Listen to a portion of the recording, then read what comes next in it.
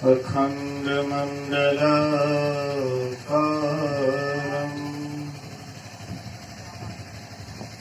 व्याप्तं येन चराचरम्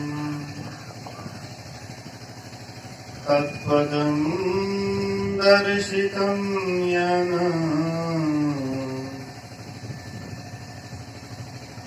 तस्मै श्रीगुरुवे नमः। धन्य धन्य सद्गुरु सुखद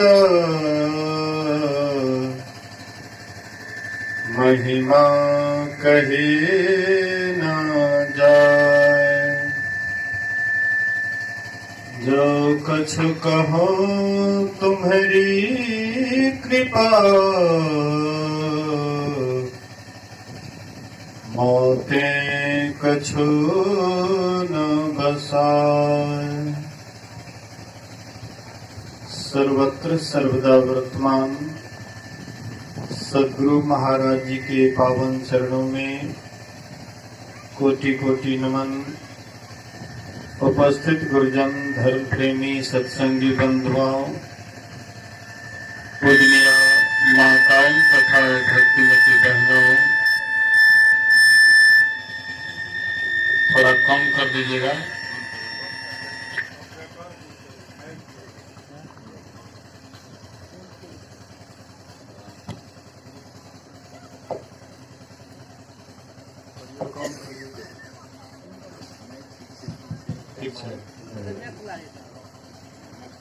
बोलिए प्रेम से श्री सद्गुरु महाराज की जय।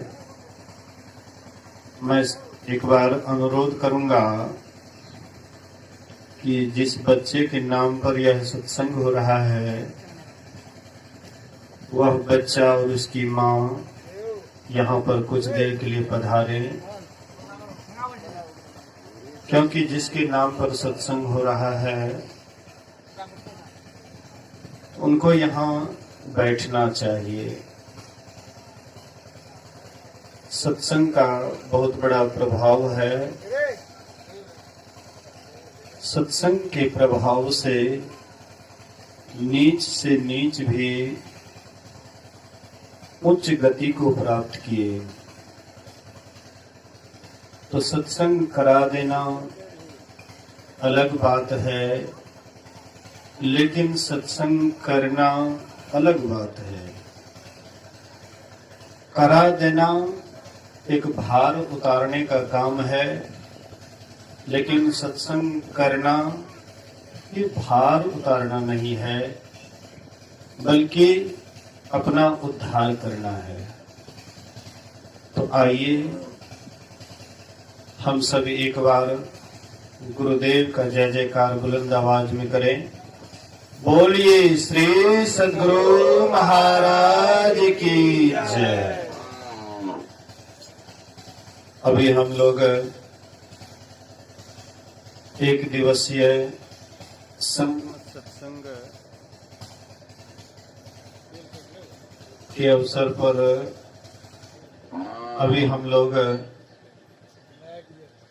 अपराह्न कालीन सत्संग में उपस्थित हैं।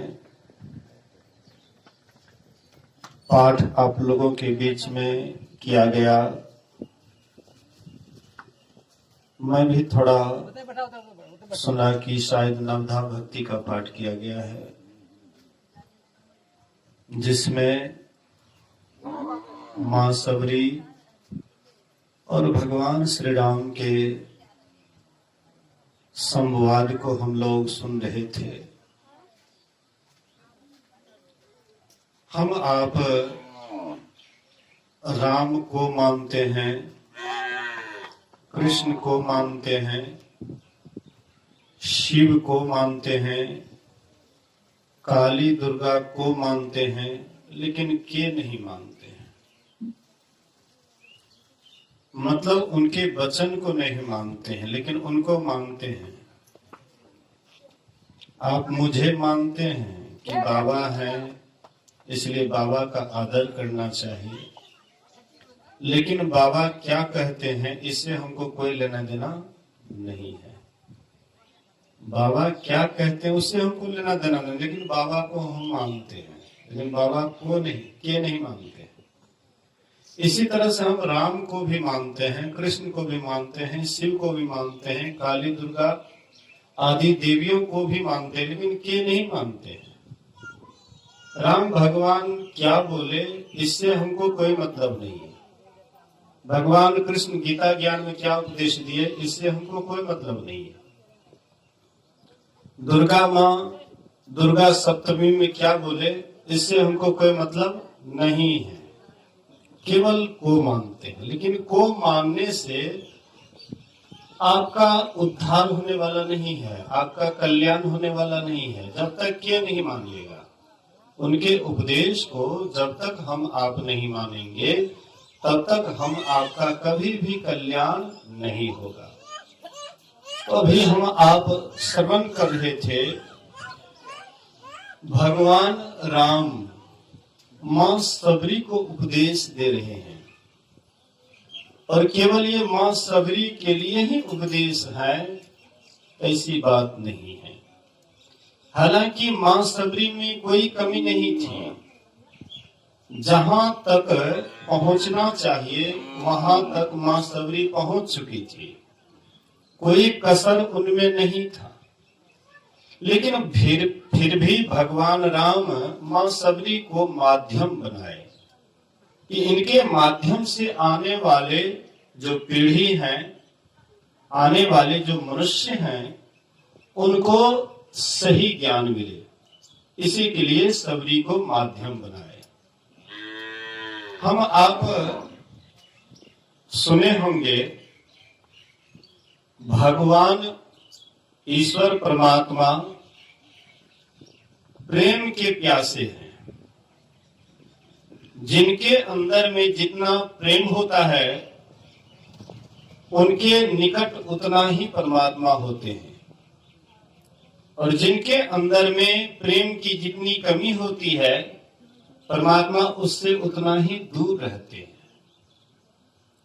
इसलिए संत कबीर साहब ने बड़ा सुंदर कहा है, प्रेम सखी तुम करो विचार, हे प्रेम रूपी सखी तुम विचार करो, बहुरी न आना यही संसार, फिर दोबारा तुम संसार में नहीं आओगे। क्योंकि संसार में आना दुख पाना है। जन्मत मरत दुसह दुख होई, जन्मते मरते और बीच में जो जीवन है उसमें भी दुख होता है। कौन कहने वाला है संसार में कि हमारे जीवन में कभी दुख नहीं हुआ? कोई नहीं कह सकता है। अगर आप गणना करेंगे तो जितना आपके जीवन में सुख हुआ है उससे कई गुना आपको दुख हुआ है। बढ़िया से अगर गणना कीजिएगा, भले ही हम उस पर ध्यान नहीं दें अलग बात है, लेकिन अगर गणना करेंगे तो सुख से ज्यादा हमारे जीवन में दुख मिला है। इसी से संतों ने कहने की कृपा की ये संसार दुखालय है। तो संसार दुखालय है तो कहीं और जगह सुखालय भी होना चाहिए। दुख का उल्टा सुख होता है, तो दुख है तो सुख भी होना चाहिए। तो संसार में अगर दुख है तो संसार का उल्टा है परमार्थ। तो संसार दुखालय है तो इसका मतलब होना चाहिए कि परमार्थ सुखालय है। लेकिन हम तो संसार में ही वह चीज खोजते हैं जो चीज संसार में है नहीं। संसार में हम खोजते हैं वह सुख जिस सुख के बाद दुख नहीं हो। हर एक के अंदर में यही कामना है कि हमें ऐसा सुख मिले कि जीवन में कभी दुख ना मिले। पर संसार में हम कहीं भी जाते हैं, कुछ भी करते हैं तो परिणाम सुख के लिए दौड़ते हैं, अंत में हाथ लगता है दुख। इससे स्पष्ट होता है कि जहां हम आप खड़े हैं वह सुख वाला स्थान नहीं है। हम लोगों के अंदर में ही वह सुख है, और सुख वह है इसीलिए मन में कामना हो रही है, इच्छा हो रही है। और नहीं तो ये कामना भी नहीं होती कि हमको वह सुख चाहिए जिस सुख के बाद दुख हो ही नहीं, तो वह सुख भी है, लेकिन कहाँ है, इसके लिए किसकी आवश्यकता है? तो कहते कबीर साहब, प्रेम की आवश्यकता है। जिनके अंदर में जितना प्रेम बढ़ा, उनके उतना ही निकट परमात्मा हुए। मीराबाई प्रेम में झूम गए, भगवान कृष्ण एकदम आगे पीछे लबालब उनके साथ। गोपियां भगवान कृष्ण के याद में झूम गई, इसलिए जहां भी देखते थे गोपियां, वहां कृष्ण ही कृष्ण नजर आता था, प्रेम के वशीभूत। इसलिए कहते हैं कबीर साहब, प्रेम सखी तुम करो विचार, बहुरी न आना यही संसार, दोबारा तुम संसार में नहीं आओगे। प्रेम खेलनवा यही विशेष, मैं तो ही देखूं तुम वही देख।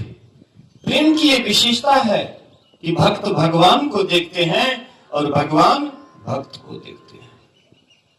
4 मिले 64 खिले, 20 रहे कर जोड़, साजन से साजन मिले, 20 से 7 करोड़। 4 मिले 2 आंख भक्त के, 2 आंख भगवान के। 4 मिले 64 खिले, 32 दांत भक्त के, 32 दांत भगवान के। 20 रहे कर जोड़, 10 उंगली भक्त के, 10 उंगली भगवान के, 20 रहे कर जोड़। भक्त भी भगवान को नमन करते हैं और भगवान भी भक्त को नमन करते हैं। बोलिए श्री सद्गुरु महाराज। दोनों तो एक ही है, अंतर नहीं है, दोनों में कोई अंतर नहीं है। जो भक्त है वही भगवान है, जो भगवान है वही भक्त है। परमात्मा भी पूरे हैं और ये भक्त भी पूरे हैं, लेकिन वहां से हटने के कारण बुझाता अधूरापन, लेकिन वहां जाने के बाद तो पूर्ण मिला तो पूर्ण हो गया ना। गंगा जी में गंगा जी मिल गए तो गंगा जी से अलग हो गया, उसका अस्तित्व अलग है नहीं, दोनों तो एक है। इसलिए 4 मिले 64 खिले, 20 रहे कर जोड़, और साजन से साजन मिले। आत्मा परमात्मा से मिलता है, 20 से 7 करोड़, 3.5 करोड़ रोमकूप भक्त के, 3.5 करोड़ रोमकूप भगवान के, दोनों एकदम प्रफुल्लित हो जाते हैं, आनंद से खिल जाते हैं। इसलिए कहते हैं प्रेम खिलनवा यही स्वभाव, तू चली आओ की मोही बुलाओ। कहती प्रेम का या ये विशेषता है, या तो भगवान को भक्त बुला लेते हैं या स्वयं भक्त भगवान के पास चले जाते हैं। तो जो भगवान को बुलाते हैं वे ठगे जाते हैं, याद रखिएगा। भगवान को जो बुलाते हैं वे ठगे जाते हैं, और जो स्वयं भगवान के पास जाते हैं वे मालो माल हो जाते हैं। बोलिए श्री सद्गुरु महाराज की। अक्सर लोग भगवान को ही बुलाते हैं, पूरा दुनिया में देख लीजिए घूम फिर करके। अक्सर लोगों की मन में यही धारणा है कि भगवान आएंगे और हम जो कुछ मांगेंगे हमें मनवांछित फल भगवान प्रदान करेंगे। मतलब प्रायः 99% लोगों के अंदर भी यही इच्छा है कि भगवान मेरे पास आएंगे, चाहे हम जिस रूप में भगवान को पूजते हैं, जिस रूप में भगवान को बुलाते हैं वह रूप में भगवान आएंगे और जो मेरे अंदर में कामना है उसको वे पूरा करेंगे। लेकिन एक ही कामना हो तब तो पूरा हो जाए, लेकिन यहाँ पर तो एक दिल लाखों तमन्ना, उस पर भी ज्यादा हवस, फिर पता क्या क्या है उसको बिठाने के लिए। एक ही दिल है, लाखों तमन्नाएं हैं, अब कितना को पूरा कीजिएगा। बोलिए श्री सद्गुरु। इसलिए कहते हैं संत महापुरुष, अगर तुम उसको बुलाते हो तो तुम ठगे जाओगे, लेकिन तुम स्वयं जाओगे तो तुम मालो माल हो जाओगे। गुरु महाराज कहते थे कि अगर उसको बुलाओगे तो ठगे जाओगे और स्वयं जाओगे तो मालो माल होगे। इसका कारण क्या है? मनु शत्रुपा भगवान की आराधना किए और भगवान आकर के दर्शन दिए और दर्शन दिए तो कहते वरदान मांगो, वरदान मांगो। तो वरदान में क्या मांगते हैं? भगवान बड़े ही सुंदर हैं, शक्ति माता भी बड़ी सुंदरी हैं, इसलिए भगवान से कहते हैं कि तुम मेरे यहाँ पुत्र होकर के जन्म लो। भगवान को कहते हैं तुम मेरे यहाँ पुत्र होकर के जन्म लो। तो भगवान पुत्र होकर के जन्म ले लिए, तो क्या मनुष्य कृपा का काम समाप्त हो गया? एकदम नहीं, काम बढ़ ही गया। जहां पर घटना चाहिए काम, वहां पर और बढ़ जाता है। मतलब संत महात्मा कहते हैं कि भगवान आएंगे तो मायावी रूप का दर्शन देंगे आपको, माया रूप लेकर के आएंगे, मायावी रूप लेकर के आएंगे और वह रूप लेकर के दर्शन देंगे। लेकिन माया से आज तक किसी का काम पूरा नहीं हुआ है, सब दिन अधूरे रहा है। भगवान राम कहते हैं लक्ष्मण से, गो गोचर जहाँ लगी मन जाई, सो सब माया जानहु भाई। गो गोचर जहाँ लगी मन जाई, गो मतलब इंद्रियां, गोचर मतलब जहां तक विचरण करती है, सब माया ही माया जानो। अब माया ही माया जानो, जहां तक इंद्रियां जाती है माया ही माया जानो। तो भगवान जो आएंगे तो उसको भी तो इसी आंख से देखेंगे, इसी कान से उनके आवाज को सुनेंगे। आप कहिएगा बाबा हम इस आंख से नहीं देख करके दिव्य दृष्टि से देखेंगे, तब तो हमारा काम बनेगा। लेकिन जो विशेषज्ञ हैं, जो महापुरुष हैं, संत हैं, कहते हैं कि दिव्य दृष्टि से देखने पर भी उनके स्वरूप का दर्शन बाकी रह जाता है, मतलब उससे भी आपका काम पूरा नहीं हुआ।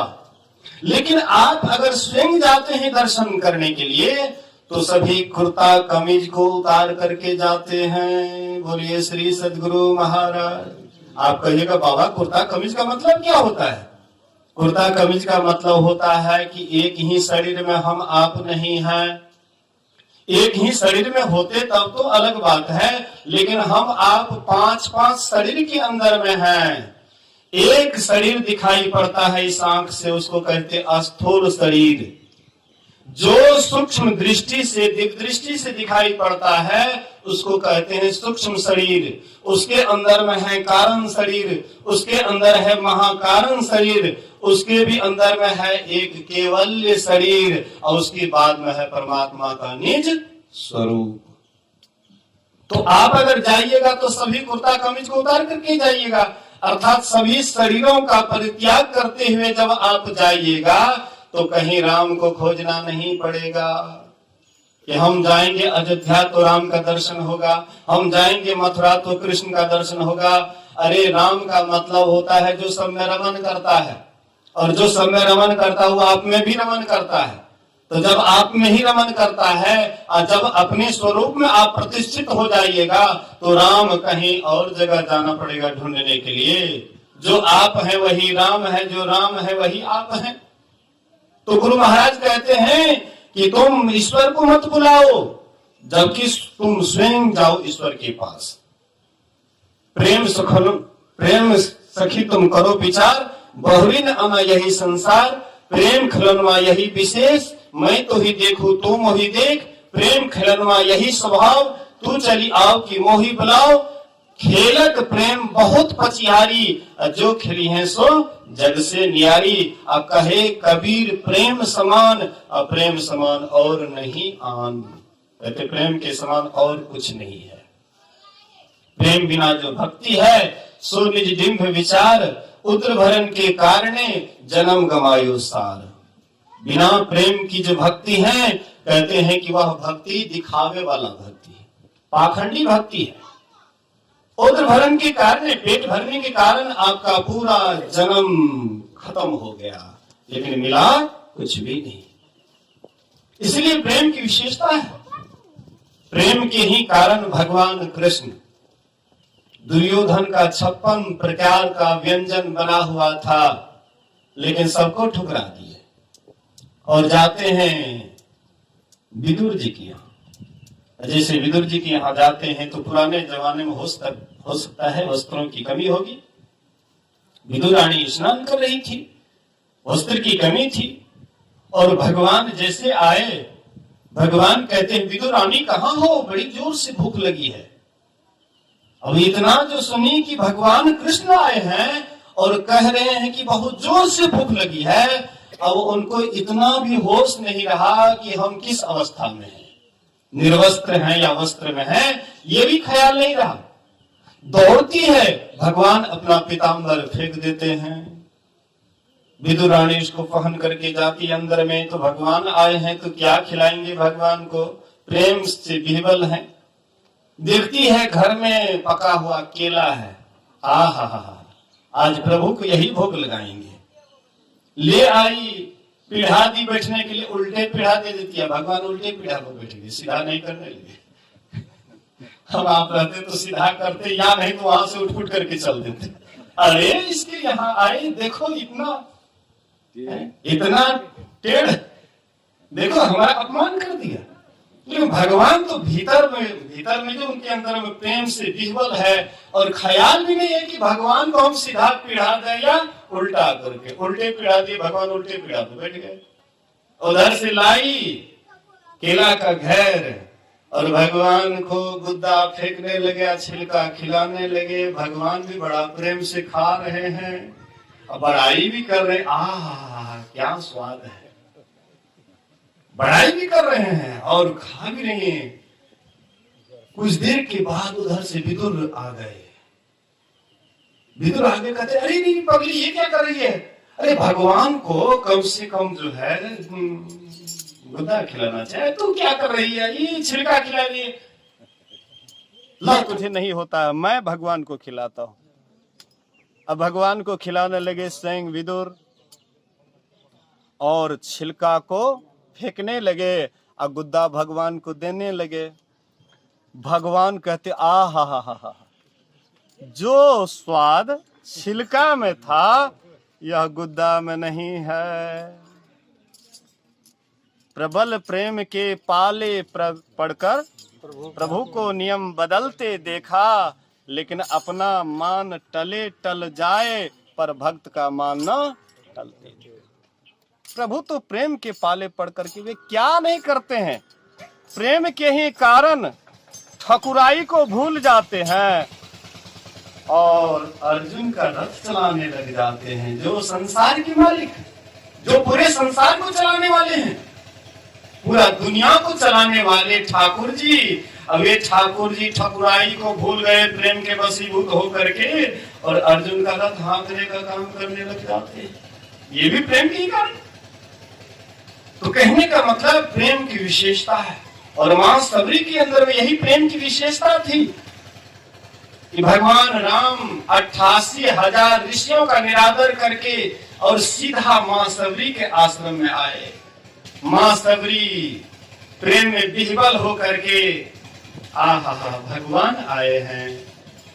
टूटी चटाई, फूटा हुआ चटाई दिए बैठने के लिए, भगवान प्रेम से उस चटाई पर बैठ जाते हैं। देखते नहीं कि मेला है कि कुचेला है कि फटा हुआ है, आराम से बैठ गए। इसके बाद भगवान के लिए वह चीख चीख करके बैठ रखी हुई थी कि कहीं भगवान को खट्टा न लग जाए, दांत कोत नहीं हो जाए, इसलिए भगवान के लिए मीठा मीठा बैल चिक चिक करके रखी हुई थी, और देती है भगवान की तरफ, प्रभु भोग लगाइए, आपके लिए बड़ा हम जोक करके रखे हैं। भगवान वह बैल लेते हैं मुंह में, 4 बैल देते हैं लक्ष्मण को। लो लक्ष्मण, लक्ष्मण ले लिए। लक्ष्मण सोचते, भैया तो भ्रष्ट हो गया, ये नीच जाति की भीलनी मुसहरनी। हमारे उमेश बाबू ऋषि कुल के हैं, ऋषि कुल से आ रहे हैं। देखिए गुरु महाराज जी कहां कहां पर अपना भक्त खड़ा कर देते हैं, इसका पता नहीं लगेगा आपको। वे कैसे अपना काम करवा रहे हैं, गुरुवे महाराज जी जानते हैं, हम आप तो एक निमित्त हैं। तो मां सबरी प्रेम में विह्वल होकर के बैठ देती है। लक्ष्मण क्या किए, सोचे कि जूठा गुठा बैर, नीच जाति की भिलनी या इसका बैर भगवान खा रहे हैं, वे क्या करते हैं, हाथ में ले लिए पीछे की तरफ फेंक दिए।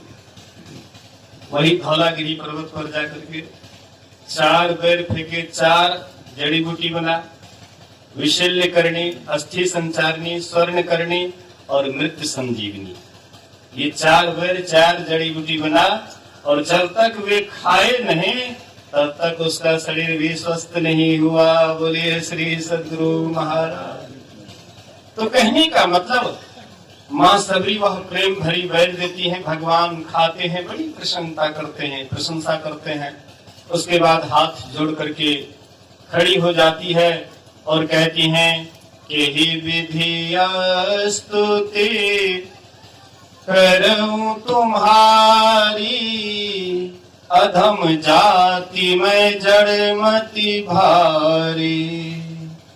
हे पाप के शत्रु, मैं स्त्रियों में नीच से नीच हूँ, अत्यंत नीच हूँ, उसमें भी अधम हूँ, उसमें भी मंद बुद्धि की हूँ। इसलिए मैं आपकी स्तुति किस तरह से करूं? भगवान राम ऐसा नहीं बोले कि सही में तो नीच ही है। ऐसे आप देखिएगा अक्सर जो फल धीरे धीरे जितना बड़ा होता है उसका डाल उतना ही लवते जाता है। कितना हो बड़ा महात्मा हो, देखिए अहंकार के साथ बोल रहा है गरज करके, तो समझ जाइए कि ये देखने के लिए बड़का ढोंग रचता है, लेकिन इनके अंदर में कोई बड़ाई नहीं है, कोई इनके अंदर गुण नहीं है। जिनके अंदर में गुण होता है तो झुकने के लिए जानता है, न कि अहंकार वश और सीना तान करके संसार को दिखाता है। साधु परखिए रहनी में, नव परखिए गहनी में। तो कहने का आशय है माँ सबरी तो साधारण थी नहीं, पहुंचे हुई थी, इसलिए अपने को नीच बता रही। हमारे गुरु महाराज भी स्तुति में, संतों की स्तुति में क्या कहते हैं हम लोग, रोज रोज हम लोग कहते हैं उन्हें की स्तुति के विधि की जय, मोरी मति अति नीचे अनाड़ी, सब संतन की बड़ी बलिहारी। गुरु महाराज कहते हैं उनकी स्तुति मतलब संतों की स्तुति किस तरह से करूं? मेरी जो बुद्धि है, मति है, नीच है, अनाड़ी है। देख लीजिए, जो जितना महान होते अपने को उतना ही छोटा बतलाते, वैसे मां सभी भी। लेकिन भगवान राम कहते हैं कि हे भामिनी, हे सबरी, हे भामिनी, तू मेरी बात सुन। मैं तो केवल भक्ति का नाता मानता हूं। कोई जाति में बड़े हैं, कुल में बड़े हैं, लेकिन इससे वे बड़े हैं ऐसा मैं नहीं मानता हूं। कहे रघुपति सुनो भामिनी बाता, मानऊ ये कह भगति करनाता। जाति पाति कुल धर्म बड़ाई, धन बल परिजन गुण चतुराई। भगतिहीन नर सोहई कैसा, बिनु जल बारी दे देखिए जैसा। आकाश में बादल लग जाए लेकिन बारिश नहीं हो, किसान पानी के लिए तड़प रहे हैं, बादल का क्या काम? कहते इसी तरह से आप में हर तरह से आप ठीक ठाक हैं, लेकिन आपके अंदर में भक्ति नहीं है, तो आप कैसे हैं? सुंदरदास जी महाराज कहते हैं जैसे नाक कटी हुई नारी। कोई नारी है, उसको सब गहना जेवर कपड़ा लत्ता खूब बढ़िया से सजा दीजिए, लेकिन उसका सूर्पनखा की तरह नाक कटी हो तो कितना बढ़िया लगेगी वह। नाक से ही नारी की सुंदरता निखरती है, और जो नेपालनी की तरह नाक चिपकी हुई हो तो उसका कितना बढ़िया रूप निखरता है। मतलब नाक से नारी की श्रृंगार होती है। तो कहते वैसे ही जिनके पास में सब कुछ है लेकिन भक्ति नहीं है, वह नाक कटी नारी के जैसे है। भगवान राम कहते हैं नवधा भगति कहूं तो ही पाही, सावधान सुन धरु मन माही। मैं तुझसे 9 प्रकार की भक्ति कहता हूं, तू सावधान होकर के सुन और मन में धारण कर। प्रथम भगति संतन कर संगा, दूसरी रति मम कथा प्रसंगा। कहते प्रथम भक्ति क्या है? संतों का संग। अभी आप हम कहेंगे कि संतों का संग हम करते हैं या नहीं करते, इसका कैसे मन में विश्वास होगा? कौन संत है कौन है असंत? ऐसे तो इस आंख से संतों की पहचान नहीं होती है। फिर भी जो महापुरुष होते हैं वे अपनी महानता को रोकने पर भी नहीं रोक पाते हैं। गुरु महाराज जी अपने को बहुत छिपाने का कोशिश किए लेकिन छिपे नहीं, निखर ही गए। जिस तरह से आकाश में सूर्य का उदय हो जाता है, बादल कितना ही उसको ढक करके रखे लेकिन गर्मी से तो हम लोग वंचित नहीं रह पाते हैं। अभी भी सबको गर्मी लग रही है। सूर्य उधर उगा हुआ है लेकिन बादल के कारण धूप नहीं निकला है लेकिन गर्मी तो लग रहा है। इसलिए मन में विश्वास है कि सूर्य तो उदित है। इसी तरह से जो महापुरुष होते हैं वे अपने गर्मी को रोक नहीं रख पाते, वे अपना कुछ न कुछ गुण दिए बिना नहीं रह पाते। लेकिन ऐसे महापुरुष अभी वर्तमान हो या भूतकाल में हो गए हों, पहले हो गए हों, लेकिन उनकी वाणी तो अभी भी है। रामचरितमानस का जो पाठ किया गया ये गोस्वामी तुलसीदास जी महाराज द्वारा रचित, गुरु महाराज उसका संशोधन किए, सार सटीक में उसको निकाले। तो उसका जो पाठ किया गया तो हम लोग गोस्वामी तुलसीदास जी का संग नहीं किए, गुरु महाराज जी उसको सार रूप में लिए और उसका पाठ किए। तो क्या गुरु महाराज जी का हम लोग साथ नहीं किए? उनकी वाणी का साथ भी आधा मुलाकात है, आधी मुलाकात है। जैसे चिट्ठी पुराने जमाने में लोग चिट्ठी से अपना कुशल एक दूसरे को जानते थे, इसी तरह से संत महापुरुष संसार से चले भी जाते हैं लेकिन अपना कुछ न कुछ गुण देकर के जाते हैं और उसका स्मरण करते हैं। तो हम उनका आधा साथ करते हैं, बाकी बचा आधा तो साधना करके वो भी आधा आपका सध जाएगा। इसलिए साधना करनी है। तो प्रथम भक्ति संतों का संग है, दूसरी भक्ति है मेरी कथा की चर्चा में प्रेम। भगवान राम कहते हैं सभी से गुरुपद पंकज सेवा, तीसरी भक्ति अमान, चौथी भक्ति मम गुण गण, करई कपट तजिगाम। घमंड छोड़कर गुरु के चरण कमलों की सेवा करनी यही तीसरी भक्ति है, और मेरे गुणों का गान करना गद्य में या पद में यही हो गई चौथी भक्ति। मंत्र जाप मन दृढ़ विश्वासा, पंचम भजन सो वेद प्रकाशा।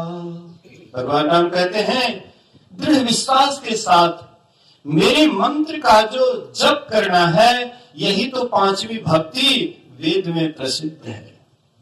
छठ दाम शील विरति बहु कर्मा, निरत निरंतर सज्जन धर्मा। ये पांचवी भक्ति तक तो लगभग हम आप समझ जाते हैं, लेकिन छठी भक्ति सबके समझ में जल्दी नहीं आता है। जो ध्यान करते हैं, जो एकांत में रहते हैं, जो चिंतन करते हैं, जो मनन कहते हैं, जो गहराई में जाते हैं, वही छठी भक्ति को कुछ कुछ समझ पाते हैं। छठी भक्ति सबकी समझ की बात नहीं है। इधर पांचवी भक्ति तक स्थूल भक्ति है और छठी भक्ति और सातवीं भक्ति यही सूक्ष्म भक्ति है। और यही तो भक्ति के द्वारा परमात्मा स्वरूप को प्राप्त कर लेते हैं। छठदम शील विरति बहुकर्मा, सभी कर्मों को करने से विरक्त हो जाना, कर्म कांडात्मक कर्म के फलों से मन में हटाव रखना और सदा सज्जनों के धर्म में लगा रहना, अर्थात झूठ, चोरी, नशा, हिंसा और व्यभिचार से सदा बचते रहना, यही है छठी भक्ति। इंद्रियों का दमन। अब इंद्रियों का दमन कैसे होगा? इंद्रियां विषयों की तरफ जाती हैं, तो विषय की तरफ क्यों जाती है? इंद्रियां विषयों की ओर कैसे जाती है? इसका संयोग होता है। रामचरितमानस में है, इंद्रिय द्वारे हमर ख्याल से समय ये प्रत्यालक बड़ा तेजी से जा रहा है। हम बड़ा एकदम तेजी से हम जा रहा है, एकदम काटने छाटने सीधे डायरेक्टली। बोलिए श्री सदगुरु महाराज। हाँ, तो रामचरितमानस में है, इंद्रिय द्वारे झरो खाना ना, तह तह देव बैठी करी थाना, आवत देखत विषय बयारी, ते हठ लेत है पाटे उघारी। इंद्रियों का संयोग विषयों के, विषय जब मिलता है तो इंद्रियां उधर उत्तेजित हो जाती है। लेकिन इसको कैसे रोकें? जो विषयों की तरफ बह रही है इंद्रियां, उसको कैसे रोकें? इसी के लिए कहते हैं दम का साधन करना पड़ेगा। इंद्रियों को रोकने के लिए दम का साधन करना पड़ेगा। यही है दृष्टियोग की क्रिया। जो दृष्टियोग की क्रिया करने के लिए जानते हैं, ठीक ठीक करते हैं, उसी की इंद्रियां दमन होती है। इसके लिए एक नाम का जप और एक रूप का ध्यान पहले दृढ़ता के साथ कर लेना चाहिए और उसके बाद दृष्टियोग की क्रिया करनी चाहिए। और जो ये दोनों क्रिया में सफल नहीं हुए हैं और वे चाहते हैं दृष्टियोग की क्रिया में सफलता प्राप्त करने के लिए, तो गुरु महाराज कहते हैं, पड़ा भूमि चाहे छुअन आकाशा की तरह असंभव है। जो मोटा मोटा अक्षर नहीं लिख पाते हैं, वे क्या महीन अक्षर लिख पाएंगे? तो पहले मानस जप और मानस ध्यान दृढ़ता के साथ कर लीजिए, उसके बाद दृष्टियों की क्रिया, दोनों दृष्टि की धार को एक करना है।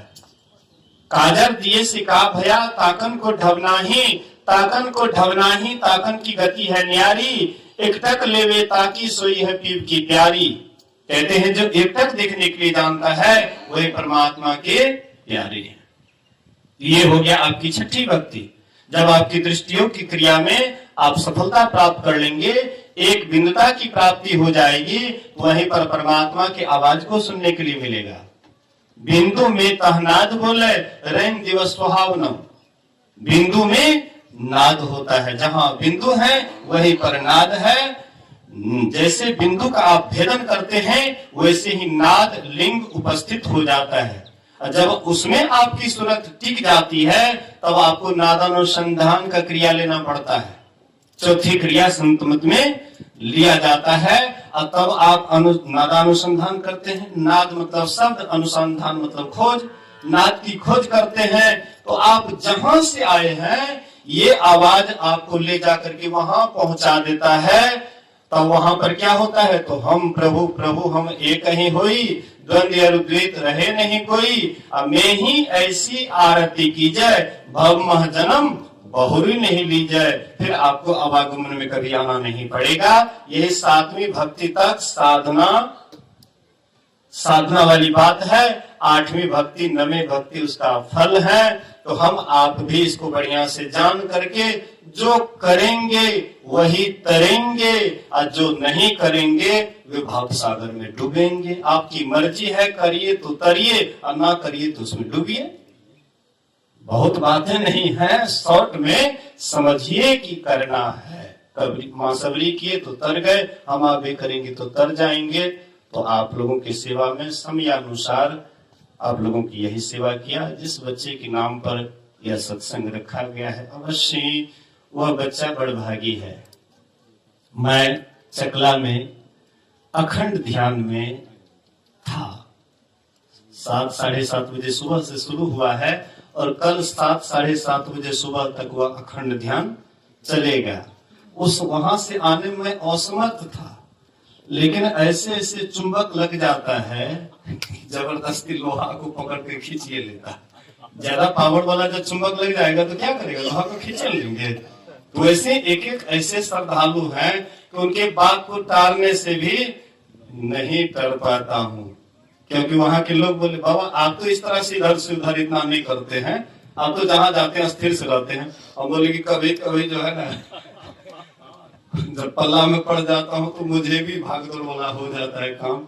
अच्छा क्या करेंगे, आप लोगों का दर्शन करना था तो यही आप लोगों की सेवा में कहा। वह बच्चा को भी गुरु महाराज जी की ओर से आशीर्वाद करता हूँ कि वह भी बच्चा पढ़े लिखे फले फूले, संसार में भी आगे बढ़े और परमार्थ में भी आगे बढ़ करके एक दिन उसको पाले जहां से भी आए हैं। नी वाणी के साथ मैं अपने प्रवचन में विराम देता हूँ। बोलिए प्रेम से श्री सद्गुरु महाराज की जय।